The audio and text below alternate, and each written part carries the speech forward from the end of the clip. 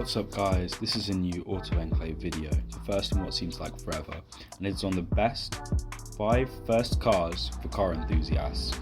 Now, I'm taking into account insurance, price, driving experience, speed, modifications, and reputation.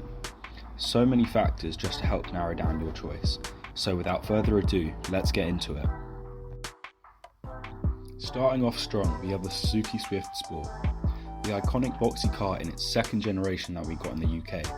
It has a peppy 1.6 litre that won't be too hard on insurance or fuel, but develops a healthy 134 brake horsepower, which takes it to 60 in 8.7 seconds.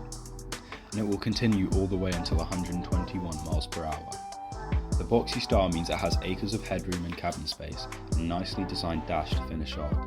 Decent examples can be had for about £4,000.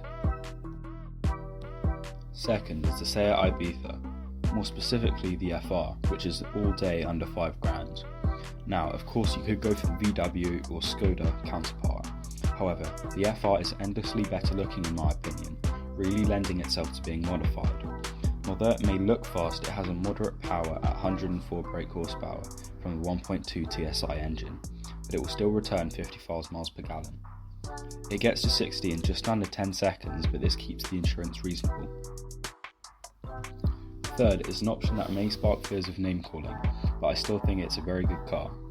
Due to the modifiability, price and maintenance. You may have guessed it, it's the Vauxhall Corsa D. This generation of Corsa looked far better than the old one, and due to the pure number of them on the roads, there are endless modifications and parts online.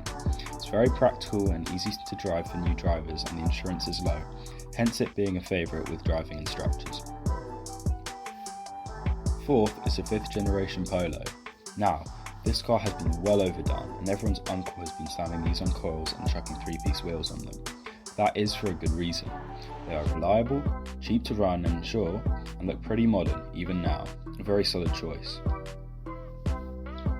Fifth and finally, we have the cheapest car on the list, the Mazda 2.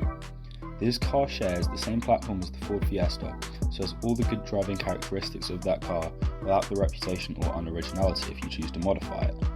With good looks, funky colours and decent examples from £2,000, there's not much more you could want. Yes, it may be a little less known than its larger and more powerful brother, the Mazda 3, but a solid choice nonetheless. That is the end of the video. I want to thank everyone who made it this far for watching, and please put any video recommendations in the comments, and as always, don't forget to like and subscribe. Hopefully, I'll see you guys in the next one.